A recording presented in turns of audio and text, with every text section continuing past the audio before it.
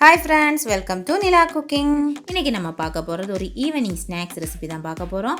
இது ரொம்ப டேஸ்டியா இருக்கும். நல்ல ஈஸியா இத prepare பண்ணிரவும் செய்யலாம். இது கொஞ்சம் டிஃபரண்டான ஸ்டைல்ல நான் இத prepare பண்ணிருக்கேன். இத எப்படி prepare பண்ணனும்னு தான் நம்ம இந்த வீடியோல பார்க்க போறோம். அதுக்கு முன்னாடி இந்த சேனல் இதுவரைக்கும் subscribe பண்ணாதவங்க subscribe பண்ணிக்கோங்க. மறக்காம பக்கத்துல இருக்க பெல் சிம்பலையும் கிளிக் பண்ணுங்க. அப்பதான் நான் அப்லோட் பண்ற வீடியோஸோட நோட்டிஃபிகேஷன் உங்களுக்கு உடனுக்குடன் வந்து சேரும். இப்போ இத எப்படி prepare பண்ணலாம்னு பார்க்கலாம். இப்போ ஒரு பவுல் எடுத்துக்கோங்க. அதில் 1.5 கப் அளவுக்கு மைதா சேர்த்துக்கலாம். இது கூடவே 1/2 டீஸ்பூன் அளவுக்கு உப்பு, 1 டேபிள் ஸ்பூன் அளவுக்கு ஆயில், சன்ஃப்ளவர் ஆயில் சேர்த்துக்கலாம். இதில் இப்போ நம்ம தேவையான அளவுக்கு தண்ணி சேர்த்து நல்லா மிக்ஸ் பண்ணி எடுத்துக்கலாம். இது ஒரு விஸ்க் யூஸ் பண்ணி நல்லா இப்போ மிக்ஸ் பண்ணி விட்டுக்கலாம். கட்டி கட்டாமல் பார்த்துக்கோங்க. தேவையான அளவுக்கு தண்ணி ஊற்றி நம்ம மிக்ஸ் பண்ணி விட்டுக்கலாம். இது ஒரு தண்ணியான கன்சிஸ்டன்சியில் தான் இருக்கணும். ரொம்ப கெட்டியாக இருக்கக்கூடாது. நம்ம 1.5 கப் மைதாவுக்கு 1.25 கப் அளவுக்கு தண்ணி சேர்க்கணும். இப்போ இது தண்ணி மாதிரி நல்லா மிக்ஸ் ஆயிருச்சு. இந்த அளவுக்கு நல்ல தண்ணி மாதிரி மிக்ஸ் ஆகிருக்கணும். ரொம்ப கெட்டியாக இருக்கக்கூடாது. இந்த கன்சிஸ்டன்சியில் இருக்கணும். இப்போ நம்ம மாவு ரெடி ஆயிருச்சு. அடுத்ததாக ஒரு தோசை தவாவை அடுப்பில் வச்சுக்கோங்க. இது ஒரு துணியை வச்சு நல்லா தடவி விட்டுக்கோங்க.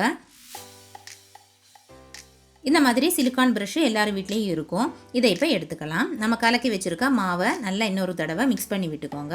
மிக்ஸ் பண்ணி விட்டுட்டு நம்ம ப்ரஷ்ஷை இதில் நல்லா டிப் பண்ணணும். டிப் பண்ணிவிட்டு இந்த தோசைக்கல்லில் இந்த மாதிரி தடவி விட்டுக்கணும். நம்ம பெயிண்ட் பண்ணுவோம்ல, அதே மாதிரி தான் இந்த மாவை வச்சு பெயிண்ட் பண்ணிடுங்க. அவ்வளோதான்.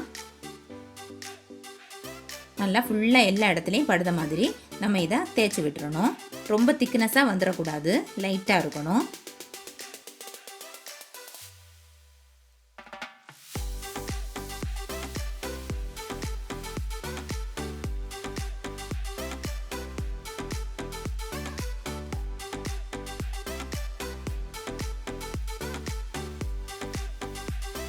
சின்ன சின்ன கேப்புகள் எதுவுமே இல்லாமல் அந்த கேப் எல்லாத்தையுமே நம்ம இந்த மாதிரி மாவை தொட்டு சரி பண்ணி விட்டுறணும். இதை நல்லா தேய்ச்சி விட்டுட்டு ஒரு நிமிஷத்துக்கு நம்ம தீயை சிம்மில் வச்சுட்டு நம்ம வெயிட் பண்ணுவோம். ஒரு நிமிஷம் போதும், இது வெந்து கிடச்சிரும்.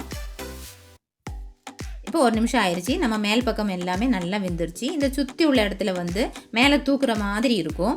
அதை பிடிச்சி நம்ம கையாலே நம்ம தூக்குனோம்னா அப்படியே விட்டு வந்துடும். அந்த அளவுக்கு இது ஈஸியாக நமக்கு விட்டு கிடச்சிரும். இந்த மாதிரி லைட்டாக எடுத்தாலே போதும், வந்துடும்.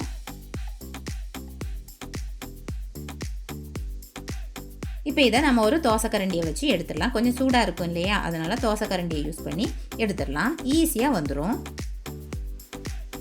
இந்த மாதிரி நம்ம எடுத்துடலாம். ஈஸியாக வந்துருச்சு பாருங்கள்.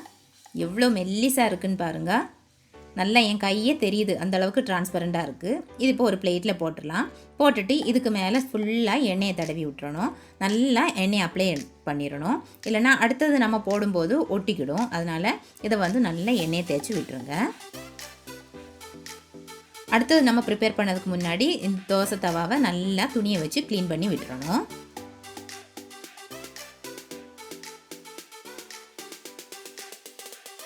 நம்ம ஃபஸ்ட்டு பண்ணின மாதிரியே அதே ப்ராசஸிங்கை திருப்பியும் நம்ம பண்ணணும். நம்ம ப்ரஷ்ஷை வச்சு இந்த மாதிரி தடவி விட்டுக்கலாம்.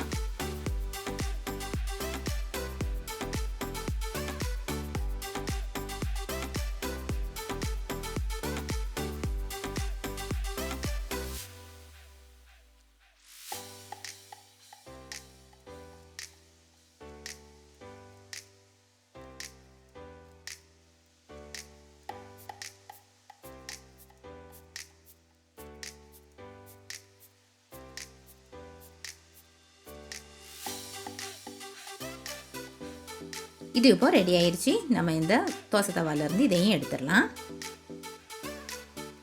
இதை இப்போ பிளேட்டுக்கு மாற்றிடலாம். நம்ம ஏற்கனவே வச்சதுக்கு மேலே வச்சுட்டு இதுக்கு மேலேயும் நல்லா ஆயில் அப்ளை பண்ணி விட்டுறணும். ஆயில் அப்ளை பண்ணதுக்கு தயவு செய்து மறந்துடாதீங்க. இதே மெத்தடில் நமக்கு மீதி உள்ள மாவை எல்லாத்தையுமே தோசையாக சுட்டு எடுத்துடலாம். இப்போ எல்லா மாவையுமே நான் இங்கே ஃபினிஷ் பண்ணி முடிச்சிட்டேன். பாருங்கள் எவ்வளோ சாஃப்டாக இருக்குன்னு பாருங்கள். இது நல்லா நைஸாக இருக்குது, நல்லா டிரான்ஸ்பரண்ட்டாகவும் இருக்கும். கையில் எடுத்து நம்ம பார்த்தோம்னா நம்ம கை இந்த பக்கம் தெரியும். அந்த அளவுக்கு டிரான்ஸ்பரண்ட்டாக இருக்குது, அந்த அளவுக்கு மெல்லிஸாக இருக்குது பாருங்கள். இதை நம்ம கையில் இப்படி சுருட்டி மடக்கி போட்டுட்டு திருப்பி நம்ம எடுத்து நிமித்து பார்த்தாலும் சரி அது அப்படியே இருக்கும், எதுவுமே ஆகாது, பிஞ்சு போகவோ வைக்கவோ எதுவுமே செய்யாது, பழைய மாதிரியே இருக்கும். அதனால் இதில் எப்படி வேணாலும் நம்ம உள்ள ஃபில்லிங் வச்சு சுருட்டி எடுத்துக்கலாம். இது வந்து திறந்தே வைக்கக்கூடாது, காஞ்சி போயிடும். அதனால் ஒரு காட்டன் துணியை போட்டு நம்ம இதை கவர் பண்ணி வச்சுக்கலாம். இப்போ நம்ம இதுக்குள்ளே வைக்கிறதுக்கு ஃபில்லிங் தயார் பண்ணிடலாம். ஒரு பேன் அடுப்பில் வச்சுட்டு அதில் நான் இங்கே நாட்டு சர்க்கரை எடுத்திருக்கேன், 1/2 கப் அளவுக்கு நாட்டு சர்க்கரை எடுத்திருக்கேன். நீங்கள் சுகர் வேணாலும் எடுத்துக்கலாம். இது கூடவே 1/2 டீஸ்பூன் அளவுக்கு நெய் சேர்த்துக்கலாம். இதை இப்போ நல்லா மிக்ஸ் பண்ணிவிட்டு நம்ம சர்க்கரை வந்து நல்லா மெல்ட் ஆகணும், அந்த அளவுக்கு நம்ம அடுப்பில் வச்சு இதை கிளறி விட்டுக்கிட்டே இருக்கணும். தீயை வந்து சிம்மில் வச்சு பண்ணுங்கள், இல்லாட்டி தீஞ்சு போயிடும். இப்போ நம்மளுடைய நாட்டு சர்க்கரை நல்லா மெல்ட் ஆயிடுச்சு, சாக்லேட் மாதிரி வந்திருக்கு பாருங்கள். இப்போ இதில் நம்ம 1 கப் அளவுக்கு தேங்காய் துருவல் சேர்த்துடலாம். இப்போ தேங்காய் துருவலையும் சேர்த்து நல்லா வதக்கி விட்டுக்கலாம். அடுத்ததாக இதில் 1 கப்பு அவல் சேர்த்துக்கலாம். நான் இங்கே சிகப்பு அவல் எடுத்திருக்கேன், உங்களுக்கு வெள்ளை அவல் இருந்துச்சுன்னா அது கூட எடுத்துக்கலாம். இதையும் சேர்த்து நல்லா இப்போ மிக்ஸ் பண்ணி விட்டுக்கலாம். இது இந்த அளவுக்கு மிக்ஸ் ஆனதுமே இதில் நம்ம வாசனைக்காக ஏலக்காய் தூள் சேர்த்துக்கலாம். 1/2 டீஸ்பூன் அளவுக்கு ஏலக்காய் தூள் சேர்த்து திருப்பியும் இதை நல்லா மிக்ஸ் பண்ணி விட்டுக்கலாம். ஏலக்காய் தூள் நல்லா மிக்ஸ் ஆனதுமே நம்ம இதில் ஒரு 2 டேபிள் ஸ்பூன் அளவுக்கு தண்ணீர் சேர்த்துக்கலாம். ரொம்ப சேர்க்க வேண்டாம், நம்ம அவல் வந்து கொஞ்சம் ட்ரையாக இருக்கும், இந்த தண்ணீர் சேர்க்கும்போது கொஞ்சம் நல்லா ஈரப்பதம் கொடுக்கும். அதுக்கு நம்ம கொஞ்சம் தண்ணீர் சேர்த்து இந்த அளவுக்கு நல்லா கிளறி விட்டு எடுத்துக்கணும். நம்ம நாட்டு சர்க்கரையில் அந்த அவல் அந்த தேங்காய் எல்லாமே நல்லா மிக்ஸ் ஆகி இந்த மாதிரி இருக்கணும். இப்போ நம்மளுடைய ஃபில்லிங்ஸ் இங்கே ரெடி ஆயிடுச்சு.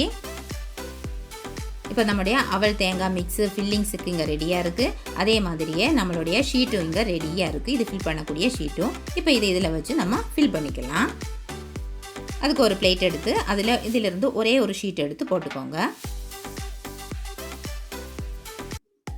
அதில் ஒரு ஓரமாக நம்மளுடைய அவல் மிக்ஸை ஒரு 2 டீஸ்பூன் அளவுக்கு வச்சுருங்க.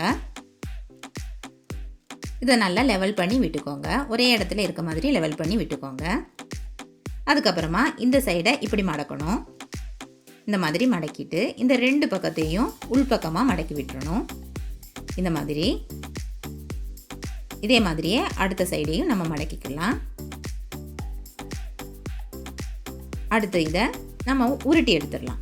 இந்த மாதிரி கவர் பண்ணிடலாம், அதுக்குள்ளே வச்சு நல்லா கவர் பண்ணி விட்டுடலாம்.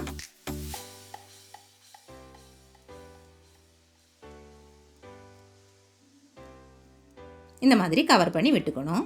அவ்வளோதான், நம்ம ஈஸியாக ஒரு ஈவினிங் ஸ்நாக்ஸ் ரெடி ஆயிடுச்சு. இது கீழே விழுந்தால் கூட உடஞ்சி போகாது, பயப்பட வேண்டாம். அடுத்ததும் அதே மாதிரி நம்ம எல்லா ஷீட்லேயுமே இதே மாதிரி மெத்தடில் நம்ம அவல் எல்லாத்தையும் வச்சு ஃபில் பண்ணி மடக்கி எடுத்துக்கலாம். இந்த ஃபில்லிங்ஸுக்கு பதிலாக நீங்கள் காரமாக கூட செஞ்சுக்கலாம், சிக்கன் இல்லாட்டி மட்டன் அந்த மாதிரி பண்ணலாம், இல்லை வெஜிடபிள்ஸ் மட்டும் போட்டுக்கலாம், முட்டையை ஸ்க்ராம்பிள் பண்ணி அதை வச்சுக்கலாம், அந்த மாதிரி கூட பண்ணலாம். இது நான் இப்போ ஸ்வீட்டாக பண்ணியிருக்கேன். இந்த மாதிரி நம்ம எல்லாத்தையுமே இப்போ ஃபில் பண்ணி எடுத்துக்கலாம். அவ்வளோதான், நம்மளுடைய ஈவினிங் ஸ்நாக்ஸ் இங்கே ரெடியாக இருக்குது. ரொம்ப டேஸ்டியாக இருக்கும்.